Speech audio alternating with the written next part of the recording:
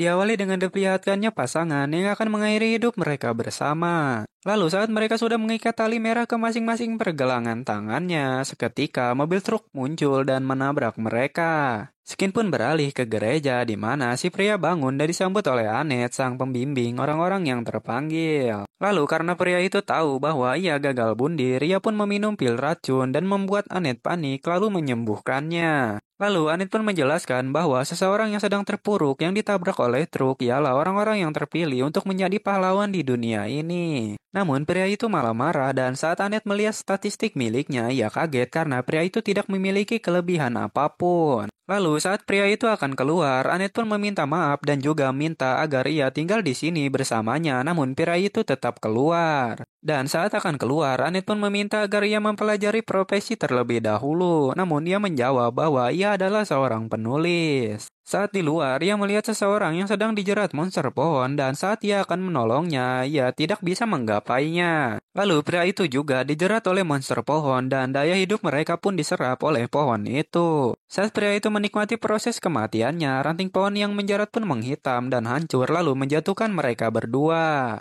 Lalu wanita itu pun berterima kasih dan mengajaknya untuk pergi ke rumahnya dan menanyakan siapa nama petualang itu. Lalu pria itu pun menjawab bahwa orang-orang memanggilnya Sensei dan saat wanita itu mengangkat tangan si Sensei, ia pun kaget melihat benang merah di tangannya.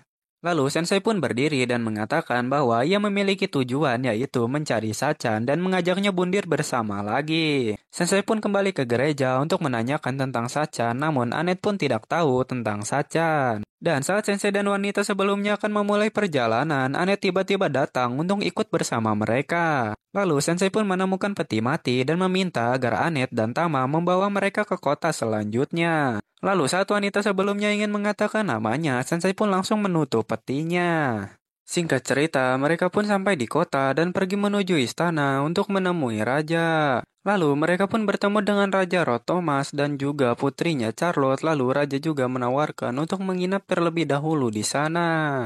Lalu raja pun mengatakan bahwa putrinya akan segera menikah lalu meminta agar dua calonnya masuk ke ruangannya. Dan saat raja meminta saran kepada Sensei, ia pun spontan menjawab tidak tahu karena ini adalah pilihan penting untuk putrinya di masa depan nanti. Saat malam hari tiba, Sensei yang tidak bisa tidur pun ditanya siapa Sachan oleh Anet, namun ia tidak menjawabnya dan malah keluar meninggalkan mereka berdua. Saat di luar, Sensei pun bertemu dengan Charlotte dan mereka pun membicarakan tentang masalah Charlotte. Yang dimana ia bingung harus memilih Gomez, prajurit yang bisa diandalkan, atau memilih Otto, teman masa kecilnya. Lalu Sensei pun menjawab bahwa ia tidak pernah meminta pendapat orang lain untuk menentukan hidupnya dan meminta agar Charlotte menanyakan ke hatinya sendiri mana yang terbaik. Keesokan harinya, Charlotte pun memutuskan calonnya dan ia malah mengangkat tangan Sensei dan mengatakan bahwa ia akan bundir bersama. Dan mengatakan bahwa Otto hanya ingin agar lagunya didengar oleh seseorang dan juga Gomez yang badannya bau, jadi ia tidak ingin bersamanya. Dan Charlotte pun marah ke ayahnya karena ia memutuskan sepihak tanpa memikirkan perasaan putrinya. Lalu Gomez yang marah pun berubah yang ternyata ia adalah seorang bawahan Raja Iblis. Lalu karena Annette pun sedang pingsan, Tamala yang berusaha sendirian melawan Gomez dengan bela diri khas miliknya. Lalu saat di tengah pertarungan, Sensei pun meminta agar Gomez membunuh mereka berdua terlebih dahulu dengan menggunakan tanduknya. Gomez pun mengiyakan dan saat akan menanduk mereka, Charlotte pun mengatakan bahwa ia tidak ingin mati demi bisa memimpin rakyatnya. Lalu Sensei pun mendorongnya. Sesaat sebelum tertanduk, Annette pun membuat perisai untuk melindungi Sensei dan Tama pun akhirnya memukul hingga terpental keluar. Lalu Thomas pun meminta maaf kepada Charlotte karena gagal menjadi seorang ayah dan juga sekarang Charlotte lah yang memerintahkan kerajaan sebagai seorang ratu. Lalu Annette, Tama, dan juga Sensei pun melanjutkan perjalanan mereka ke kota baru.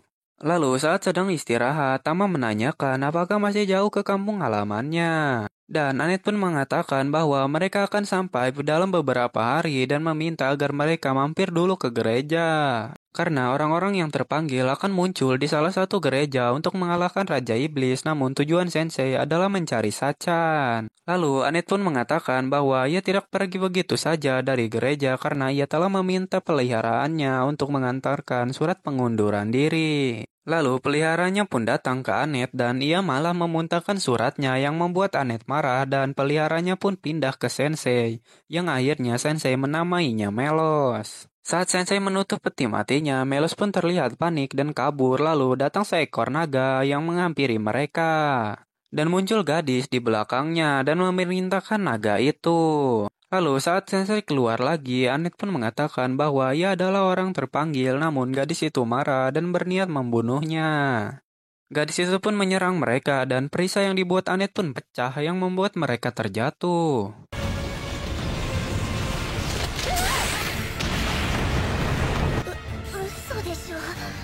Lalu Anet pun melihat lambang di sihirnya yang mengingatkan dia terhadap Raja Iblis Amara. Lalu Sensei pun maju dan mengatakan bahwa ialah yang diincar dan gadis itu pun menusuk Sensei dan mengenalkan bahwa ia adalah Waldelia. Anet dan Tama pun pingsan, namun Sensei bangun lagi dan mengatakan bahwa ia merasakan penderitaan dan kebencian di diri Waldelia. Saat Waldelia sudah meninggalkan mereka, Melos pun muncul dan mengantarkan Tama, Anet, dan Sensei ke gereja terdekat. Keesokan harinya, Sensei pun membeli racun lalu meminumnya walaupun Tama membuangnya dan terlihat Anet yang berbicara dengan teman lamanya yaitu Yasa. Dan berkat Yasalah mereka semua selamat termasuk Sensei dan juga Anet pun menanyakan tentang Sachan tapi ia tidak muncul di gerejanya Yasa. Lalu Yasa pun marah ke Anet karena ia malah mengikuti orang terpanggil yang berlagak aneh. Lalu mereka pun didatangi oleh Kotaro yang memiliki skill mengeluarkan uang, namun Yasa mengusirnya karena ia mengganggu.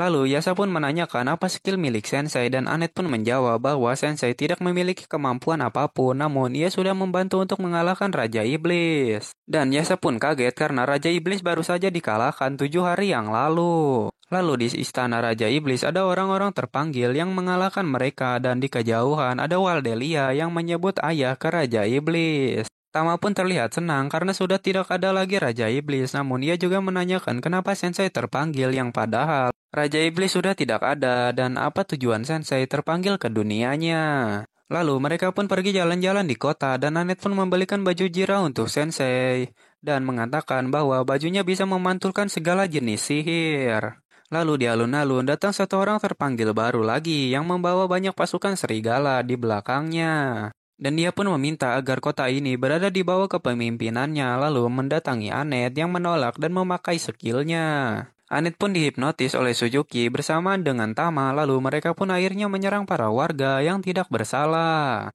Lalu Suzuki pun mengatakan bahwa ia akan menjadikan gereja Yasa menjadi istana miliknya. Tama pun menyerang Jirah milik Sensei, namun saat hancur, Tama terkena penutup kepala Jirah itu lalu ia pingsan. Dan Melos pun memakainya dan Tama pun dimasukkan ke gentong oleh Sensei. Lalu Yasa pun terpental ke Sensei dan mengatakan bahwa Suzuki dulunya hanyalah orang yang pendiam dan payah yang membuat Sensei tertarik dengan ceritanya. Sesampainya di depan gereja, Yasa yang mengajaknya untuk mengendap-endap pun dihiraukan dan Sensei langsung masuk melewati pintu depan. Suzuki pun langsung menyerang mereka dan Yasa pun melindungi Sensei lalu saat akan kena serangan, Melos pun datang dan memantulkan sihir api milik anjing Suzuki. Suzuki pun dengan pedenya mengeluarkan peliharaan terkuat miliknya untuk menggigit Sensei, namun serigala itu malah mati keracunan karena menggigit Sensei. Saat Kotaro sudah kabur, Suzuki pun mengeluarkan andalannya yaitu Anet untuk menyerang Sensei dan juga Yasa. Saat Sensei menghampiri Anet karena ia percaya bahwa Anet tidak lemah dan benar saja Anet menusuk pahanya agar bisa sadar dari skill milik Suzuki. Karena Suzuki sudah putus asa, ia pun berniat untuk mengakhiri hidupnya. Namun Sensei menahannya dengan alasan karena ia belum selesai menulis cerita milik Suzuki. Lalu Suzuki menceritakan bahwa ia dulu sering dibully dan bahkan sering diremehkan. Lalu akhirnya ia terkirim ke isekai oleh Trukun. Suzuki pun akhirnya memiliki kekuatan untuk bisa melawan. Namun pada akhirnya ia hanyalah penakut di dunia manapun. Dan Sensei mengatakan bahwa ia bukanlah penjahat maupun pahlawan karena rasa takutnya dan memberikan julukan tidak pantas di dunia lain. Lalu buku Sensei pun bersinar dan membuat teleportasi pemanggil secara terbalik dan membuat Suzuki menghilang. Lalu di luar, seluruh peliharaan Suzuki pun mundur dan akhirnya Tama pun sadar dan keluar dari tong sebelumnya. Keesokan harinya, Yasa pun memberikan peti mati baru untuk Sensei dan mereka bertiga pun melanjutkan perjalanan ke kota selanjutnya. Lalu Suzuki pun diperlihatkan di dunia asalnya bahwa ia putus sekolah dan sedang melamar kerja dan menjalani kehidupan barunya. Skin pun beralih ke Yasa yang datang ke pertemuan antar penjaga gereja. Lalu Yasa pun menjelaskan bahwa orang terpanggil kemarin melakukan keributan di tempatnya dan juga mereka diberitahu bahwa 7 orang terpanggil yang mengalahkan Raja Iblis telah menduduki tahta di kerajaan Raja Iblis.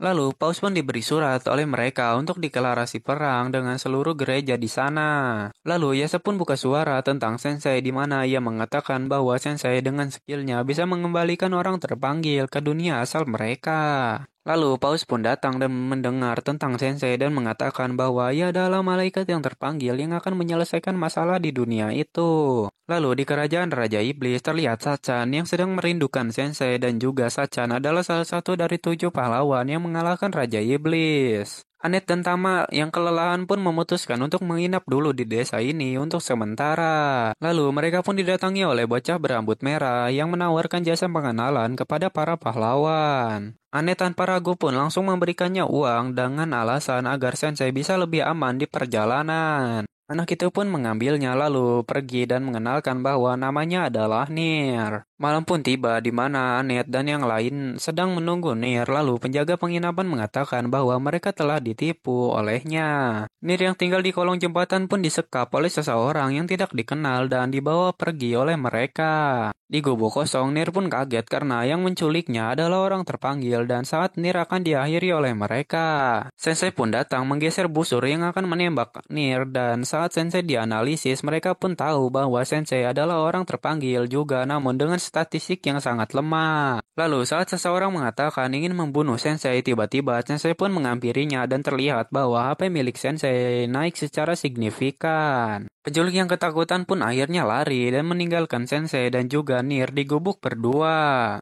Keesokan harinya mereka pun berniat untuk melanjutkan perjalanan, namun Nir pun datang dan mengatakan bahwa ialah pahlawan yang dijanjikan dan meminta agar mereka mengajaknya. Singkat cerita, tujuan mereka telah terlihat sekaligus itu adalah kampung halaman Tama yang bernama Kota Grun. Lalu, bukannya disambut dengan baik, mereka pun malah ditahan oleh pasukan di sana dan dipenjarakan di ruang bawah tanah kecuali si Tama. Lalu Nir pun mengeluarkan jepit rambut dan mengundangkannya untuk membuka kunci walaupun setelah itu mereka tertangkap lagi. Mereka pun akan dieksekusi mati dengan alasan menculik putri kerajaan. Dan secara bersamaan, Tama pun datang memanggil raja dengan sebutan ayah. Tama pun dipanggil Matilda karena itu nama aslinya dan Matilda pun meminta agar mereka dibebaskan lalu ia akan kembali menjadi seorang putri di kerajaan. Saat sedang makan, mereka yang sedang membahas Matilda pun dihampiri oleh pelayan yang bernama Kojika yang dulu pernah jadi pelayan kerajaan. Lalu Sensei pun meminta agar ia menceritakan kisah lama dari kerajaan karena ia tertarik dengan masa lalunya Matilda. Saat Matilda sedang merenung, ia pun melihat seseorang berdiri di atas bangunan, lalu bangunan itu pun rusak olehnya. Lalu Raja Siberian pun mendatanginya, dan benar saja itu adalah orang terpanggil yang bernama Kaibara dan juga salah satu dari pahlawan yang mengalahkan Raja Iblis. Kaibara pun menyerang prajurit dengan cara memakan mereka dan itu adalah kemampuan yang dimiliki olehnya. Raja pun turun tangan dan melawannya sendirian dan saat menyerangnya, Kaibara pun tidak merasakan apa-apa karena ia bisa menduplikasi kekuatan yang pernah ia makan. Lalu saat Raja akan menyerang dengan serangan pamungkasnya, Matilda pun datang ingin membantu namun Raja melarangnya karena ia tidak seperti Leon, kakaknya. Kojika pun menjelaskan bahwa dulu Leon dan Matilda adalah adik kakak namun kakaknya dan ibunya mengalami kecelakaan di mana mereka berdua meninggal dunia. Saat Raja sedang sedih, Matilda pun memotong rambutnya agar bisa mirip seperti kakaknya dan bisa menghibur ayahnya kembali. Lalu Matilda yang akan menyerang Kaibara pun lengah dan hampir dimakan olehnya. Namun Raja mendorong Matilda dan mengorbankan lengan kanannya. Matilda yang hilang kendali pun marah, namun ia langsung dibawa oleh Menteri Raja untuk menjauhi Kaibara. Mereka pun pergi ke restoran dan bertemu dengan Sensei, lalu Kaibara pun menghancurkan istana dan mengatakan bahwa ialah yang sekarang memimpin di sana. Matilda pun bangun lalu keluar dan melihat ada yang lain juga di bawah, namun saat mendengar kotanya sedang jatuh, ia pun berniat untuk mengalahkan Kaibara. Lalu Anet pun melarangnya karena kerajaan sudah pernah kehilangan ratu dan pangeran, lalu meminta agar Matilda percaya kepada Sensei dan juga yang lainnya. Saat mereka dijegat oleh penjaga, Sensei pun mengatakan bahwa ia berniat untuk dimakan oleh Kaibara dan penjaga itu mengiyakan mereka dan memenjarakan mereka dulu. Lalu saat di penjara, Sensei pun meminta Garnier membuka kunci penjaranya dengan cara sebelumnya. Matilda pun kabur dari kamarnya dan benar saja ia duluan sampai dan bertemu dengan Kaibara yang berniat untuk melawannya. Kaibara pun menyerang duluan menggunakan kemampuan milik raja dan membuat Matilda terpental. Sensei dan yang lainnya pun berniat untuk mencari informasi dan memasuki kamar milik mendiang ratu alias ibunya Matilda. Lalu Sensei meminta Garnier membuka laci ini dan terlihat buku milik seseorang dan itu adalah hal yang dicari oleh Sensei. Matilda yang dihajar habis-habisan pun terbayang perjuangan kakaknya untuk bisa menjadi kuat yang membuat Matilda bangkit dan pantang menyerah. Masa lalu Kaibara pun diperlihatkan di mana ia adalah orang kaya yang bosan dengan kekayaannya dan mencari arti kehidupan dengan cara melukai orang lain yang pada akhirnya ia ditabrak oleh truk kun. Lalu saat Matilda akan dimakan oleh Kaibara, Sensei pun melesat datang dan menghalangi kemampuan milik Kaibara dan ternyata skill milik Kaibara menolak memakan Sensei. Lalu Anet pun datang dan meminta agar Sensei menulis ceritanya, namun Sensei menolak karena Kaibara adalah orang yang payah. Kaibara yang kesal pun mengamuk yang membuat semua yang ada di dekatnya terpental. Saat Matilda menyalahkan dirinya sendiri, ia pun didatangi oleh Sensei dan Sensei memberikan buku yang ia tulis khusus untuk Matilda. Lalu Sensei menjelaskan bahwa Matilda adalah wanita yang baik yang terkekang oleh visi ayahnya yang ingin ia menjadi seorang putri. Dan ia pun memaksa dirinya untuk menjadi seperti kakaknya yang adalah pangeran yang ideal. Yang membuat Matilda menjadi kehilangan jati diri. Namun beda dengan ibunya yang mengatakan bahwa Matilda harus bisa menjaga diri sendiri dan mencari jalannya. Lalu Sensei mengatakan bahwa ia sedang di persimpangan di mana ia harus memilih ayahnya dan menjadi seorang putri atau menggantikan kakaknya sebagai pangeran. Namun itu bukanlah jalan yang harus dipilih karena kamu adalah Tama yang membuat kekuatan di dalam diri Tama pun bangkit. ここから先の物語金が描きたまえ Lalu Tama pun bertarung melawan Kaibara dan Kaibara yang belum bisa menggunakan skill raja secara maksimal ia pun dijatuhkan oleh Tama. Dalam waktu singkat Kaibara pun bangkit dengan wujud Raja Iblis karena ia dulu pernah memakan sedikit dari daging milik Raja Iblis. Namun saat akan menyerang tiba-tiba datang Waldelia yang langsung memenggal dan memusnahkannya. Lalu Sensei pun menanyakan apakah ia sudah puas melenyapkan orang yang membunuh ayahnya. Namun Waldelia pun pergi dan Sensei pun mengatakan bahwa ia ingin menulis kisah Waldelia nanti. Keesokan harinya, Anet pun pamit ke Kojika dan mengatakan bahwa Tama tidak pergi ikut dengan mereka. Lalu, ayah Matilda pun datang dan mengatakan bahwa ia boleh pergi berkelana dan berjanji akan pulang jika sudah selesai. Lalu, Tama pun senang dan mengganti bajunya, lalu menyusul Sensei dan yang lainnya. Sensei pun menyindir Nir karena ia payah dalam menarik peti mati dan Sensei pun tahu bahwa ia akan digantikan. Dan benar saja, Tama pun menyusul mereka.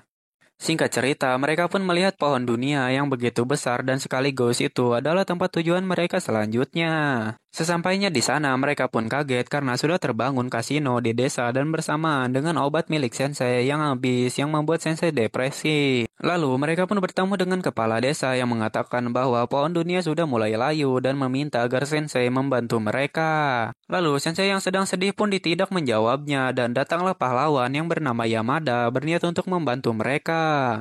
Sensei pun pergi dan merasakan bahwa ia sudah merasa enteng dan sehat karena tidak meminum pil racun sebelumnya. Dan saat mendatangi goa, ia pun kaget karena banyak yang sedang nge-fly di sana. Lalu Sensei pun didatangi oleh wanita yang mengajaknya ke suatu tempat. Sensei pun diajak ke bar miliknya, lalu ia ditunjukkan bahwa wanita itu sangat pandai dalam menari. Lalu saat Anet sedih karena Sensei hilang, Sensei pun datang diantarkan oleh SC, namun Kades tidak senang melihatnya. Kades menceritakan bahwa SC disebut wanita penyihir karena ia datang entah dari mana dan juga ia terlihat sering bekerja sama dengan orang terpanggil. Sehingga ia bisa membangun bar di pinggir kasino. Keesokan harinya, Sensei pun kembali ke bar dan saat di bar, SC pun memperingatkan untuk tidak terlalu lama di sini karena tuduhan penyihir. Namun, Sensei tidak menghiraukannya karena di sana adalah tempat yang tenang. Lalu, SC pun menceritakan tentang roh penjaga, pohon dunia yang dimana ia akan membantu orang yang menderita dan mengabulkan segala keinginannya. Lalu pemilik kasino pun datang ke bar dan mereka membicarakan tentang manusia terpanggil yang semakin berkurang dan berencana untuk memikat warga desa. Lalu SC pun mengatakan bahwa mereka seharusnya menepati janji untuk tidak menyentuh warga desa dan SC juga sudah membayar mereka agar tidak mengusik desa. Namun orang terpanggil itu berencana menculik dan memaksa warga desa, namun SC menahannya dan ia pun dilempar. Lalu Sensei mengatakan bahwa di dunia sebelumnya orang seperti SC tidak disebut penyihir, melainkan bidadari. Lalu gempa pun terjadi, yang ternyata itu ulah Yamada yang menghancurkan kasino, lalu ia pun mengusir para manusia terpanggil juga. Warga desa pun menyoraki Yamada, namun SC yang sudah berterima kasih pun malah dilempari batu oleh warga desa. Sensei pun menjelaskan bahwa SC lah yang menahan orang terpanggil agar tidak mengusik desa. Namun dia tidak didengar dan warga desa pun akhirnya mengusir SC. Lalu Yamada pun merasa bahwa dirinya salah, namun Sensei tidak menjawabnya dan akhirnya party Sensei pun meninggalkan desa. Dan benar saja, Kades pun malah berniat melanjutkan bisnis kasino yang jelas-jelas itu sudah merusak pohon dunia dan juga desa mereka yang membuat Yamada merasa bersalah. Saat di jalan, mereka pun melihat bahwa pohon dunia sudah mulai kering dan pada akhirnya pohonnya mati. Lalu Sensei pun didatangi oleh SC yang menjadi roh penjaga dan memberikannya hadiah berupa obat yang tidak akan habis. Mereka pun melewati daerah padang pasir lalu saat sedang kelelahan tiba-tiba mereka didatangi oleh geng motor di sana. Anet dan Tama pun menyerang mereka lalu saat Sensei terlihat lemah dengan panas, Toru sang ketua pun mengincarnya namun Nir yang ingin melawannya pun tidak bisa karena kakinya gemetaran parah. Lalu saat Toru mengatakan jika ia berani menghunuskan pedang, ia siap mati dengan racun skillnya dan itu membuat Sensei bangun dan bersemangat ingin diracun. Dan Toru pun meracuninya, namun racun di dalam tubuh Sensei malah meracuni balik ke kalajengking milik Toru dan akhirnya pun mereka kabur. Party Sensei pun akhirnya mengikuti Nir ke penginapan di sana dan Nir pun bertemu dengan saudara-saudaranya. Mereka pun makan bersama, lalu Nir mengenalkan party pahlawannya yaitu Sensei, namun Sensei berkata bahwa ia hanya seorang penulis. Saat sedang mengobrol, tiba-tiba ada lolongan dari serigala dan nenek mengingatkan agar tidak keluar malam-malam. Dan saat bersamaan, Sensei dan Melo sedang di luar dan melihat kekacauan. Nir yang terbangun dari tidurnya pun sekilas melihat bayangan lewat dan saat dihampiri, ia melihat seseorang yang membawa sayur dan Nir tahu bahwa ialah yang sering berbagi makanan. Lalu Nir membicarakan bahwa ia sedang berkelana, namun ia sekarang sedang pulang dan mengatakan bahwa pedang itu adalah milik ayahnya. Pagi pun tiba dan Nir pun pergi bersama om-om itu ke oasis dan di sana mereka banyak sekali mengambil hasil panen untuk diberikan ke rumah. Lalu saat malam, Nir yang sedang tidur dibangunkan karena Toru menyandera adiknya. Party Sensei pun keluar namun Nir masih ketakutan dan ia ditarik oleh orang sebelumnya lalu meminta agar Nir percaya kepadanya. Lalu om itu mengatakan bahwa di dunia sebelumnya ia gagal menyelamatkan temannya karena kakinya yang lumpuh. Namun di sini ia memiliki kekuatan untuk melindungi anak-anak yang lemah. Lalu dengan beringas ia pun menyerangnya dengan menggunakan kemampuannya. Namun di situ ia hampir kehilangan jati diri. Nir pun datang untuk menghentikan omnya karena hampir membunuh Toru dan saat detik-detik terakhir ia pun sadar lalu kembali ke wujud manusianya. Lalu ia menceritakan masa lalunya di mana kakinya yang lumpuh dan tidak bisa melakukan apa-apa, namun ia didatangi oleh seseorang dan disitulah ia merasa bahagia akan hidupnya. Namun saat temannya dibully di depannya, ia tidak bisa menolongnya dan pada akhirnya ia kabur lalu tertabrak trukun dan membawanya ke dunia lain. Lalu Sensei menyindir apakah benar ia kabur karena kakinya yang lumpuh, bukan karena ia takut. Namun Nier pun membantah ucapan Sensei karena ia tahu rasanya sulit melawan rasa takut itu bagaimana. Buku milik Sensei pun bersinar dan Sensei pun mengatakan bahwa ia adalah pria yang baik karena melindungi panti dan meminta maaf karena ia terlalu sombong. Lalu om itu pun berterima kasih dan menghilang kembali ke dunia asalnya dan ia pun disambut oleh temannya yang membuat om itu menangis. Lalu di kota ada Yasa dan juga Wolf sang pendeta yang sedang perang menghadapi orang terpanggil dan pasukannya. Lalu Wolf pun mengeluarkan kekuatannya berupa angin yang berputar sangat kencang dan membuat pasukan musuh mundur. Dan Yasa pun melihat peti mati yang benar saja Sensei terkena serangan milik Wolf dan membuat ia terbang ke atas. Prajurit pun merayakan kemenangannya dan terlihat party milik Sensei yang sedang ikut makan bersama di sana. Anet dan Yasa pun berbincang lalu Sensei pun datang bersama Melos dan Wolf pun ikut. Namun Melos langsung jatuh cinta pada pandangan pertama kepada pet milik Wolf. Yasa pun menjelaskan bahwa kota ini sedang berperang melawan salah satu dari 7 malaikat terjatuh dan Tama pun mengatakan bahwa ia mengalahkan salah satu dari 7 itu.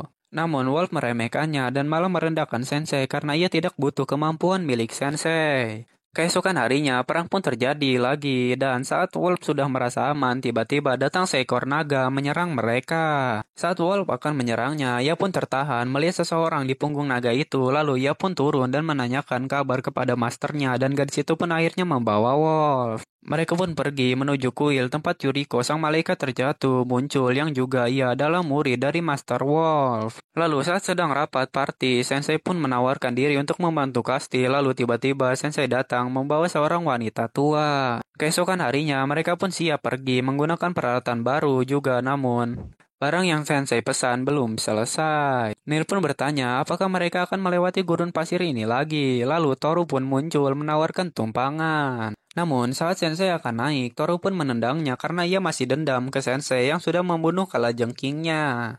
Singkat cerita, mereka pun sampai dan bertemu dengan Yuriko, salah satu 7 malaikat jatuh lalu memanggil Undead untuk menyerang mereka. Mereka pun bertarung, namun Undead itu terus-terusan memulihkan diri yang membuat party merasa terpojok. Lalu flashback Yuriko pun diperlihatkan di mana ia sangat senang diajari oleh masternya, mereka belajar, belanja, dan jalan-jalan bersama. Sampai suatu saat di mana orang terpanggil datang dengan bakat yang berguna dan masternya pun mulai meninggalkan Yuriko. Dan disitulah kekuatan Yuriko yang selalu ditahan oleh Wolf pun aktif dan menyerang gadis berbakat yang Wolf banggakan. Lalu Yuriko menarik undeadnya dan mengeluarkan monster. Lalu saat akan menyerang tiba-tiba Sensei datang dengan menggunakan peti mati baru miliknya. Nenek yang sebelumnya pun datang dan Yuriko mengenal Mikari dan Sensei pun mengatakan bahwa ia baru saja kelar menulis cerita adiknya. Lalu Sensei mengatakan bahwa Hikari selalu dirawat dengan penuh kasih sayang oleh Yuriko karena ia terlahir dengan tubuh yang lemah bahkan sampai Yuriko rela tidak bersekolah. Sensei pun mendekati Yuriko untuk menulis ceritanya dan Yuriko pun membantah bahwa ia sedari dulu tidak pernah suka dengan Hikari karena ialah masa mudanya direnggut. Yuriko pun mengatakan bahwa ia serakah, ia akan melakukan segalanya demi mencapai tujuannya dan saat Sensei bertanya apa tujuannya, ia pun marah dan menyerang Sensei namun Sensei diselamatkan oleh Wolf dan saat Wolf akan berbicara, Sensei pun melarangnya karena kisah cinta yang akan ditulis Sensei tidak ada karakter Wolf di sana.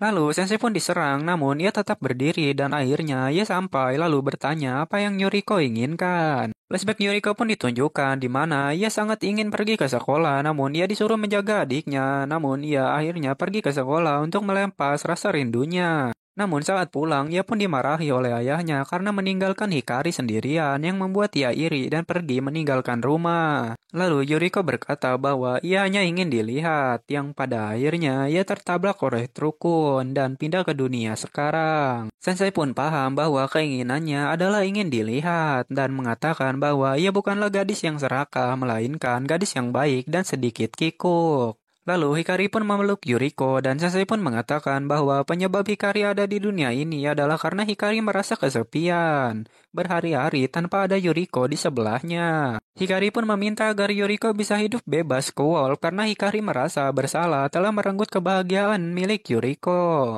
Dan buku Sensei pun bersinar mematahkan sihir milik Yuriko dan mengembalikan efek sihirnya menjadi semula. Lalu Yuriko dan juga Hikari pun berterima kasih kepada Sensei dan juga Wolf lalu pergi bersama kembali ke dunia asalnya. Lalu Hikari pun terbangun dan mengatakan bahwa ia bermimpi sangat panjang dan Yuriko pun meminta agar ia menceritakan secara perlahan. Saat party akan kembali ke kastil, mereka pun didatangi oleh malaikat jatuh dan berniat untuk menyerang mereka. Lalu si Wolf pun mengeluarkan sihirnya dan saat sudah pede akan menang, ia pun kaget karena sihirnya tidak mempan sedikit pun. Tama pun menyerangnya, namun serangannya bisa dipecahkan dan saat Tama akan ditebas, Nir pun melesat menahan tebasannya. Lalu ia pun tersenyum dan pergi dari kuil. Saat sedang merayakan kemenangan, terlihat di luar kastil ada Sachan yang sedang sendirian berjalan masuk ke daerah kastil. Lalu Sensei pun masih tetap membantu Melos, namun Melos masih tetap ditolak. Lalu Sensei menyemangatinya. Dan saat sedang berjalan secara langsung, ia berpapasan dengan Sachan. Lalu Sensei memanggilnya dan mengatakan bahwa ia juga terbangil ke dunia yang sama. Lalu Sensei langsung mengajaknya untuk melompat dari atas bersama. Namun Sachan menarik tangannya kembali dan mengatakan bahwa Sensei sekarang sudah berubah.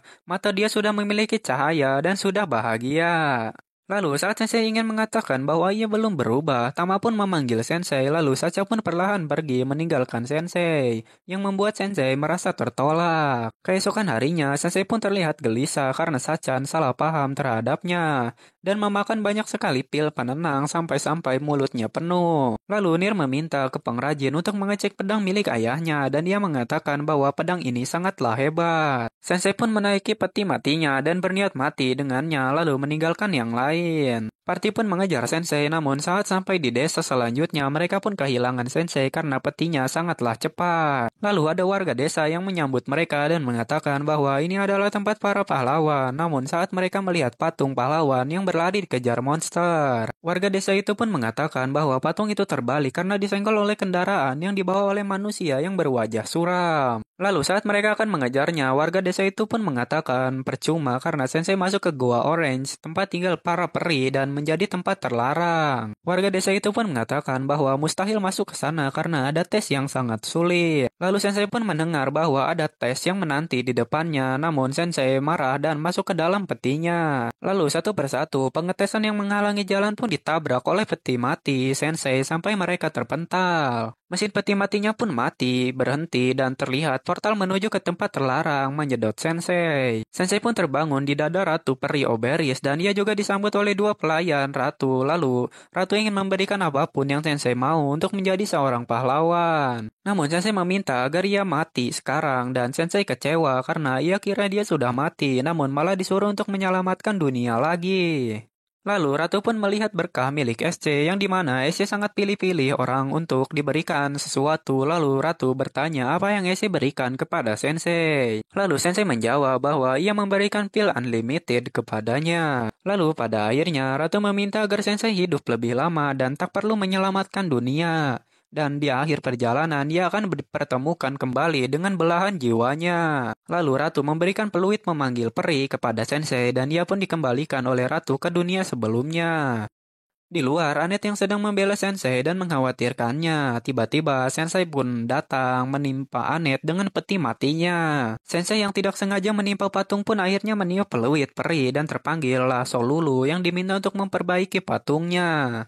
Dan mereka pun melanjutkan perjalanan, namun akhirnya Anne terlihat ngeluh, narik peti mati karena yang sekarang jauh lebih berat. Namun Sensei hanya tersenyum lalu mengajak yang lain untuk melanjutkan perjalanan mereka. Itulah tadi alur cerita dari anime yang berjudul Isekai Shikaku. Terima kasih buat kalian yang udah nonton sampai selesai. And see you next video. Jane.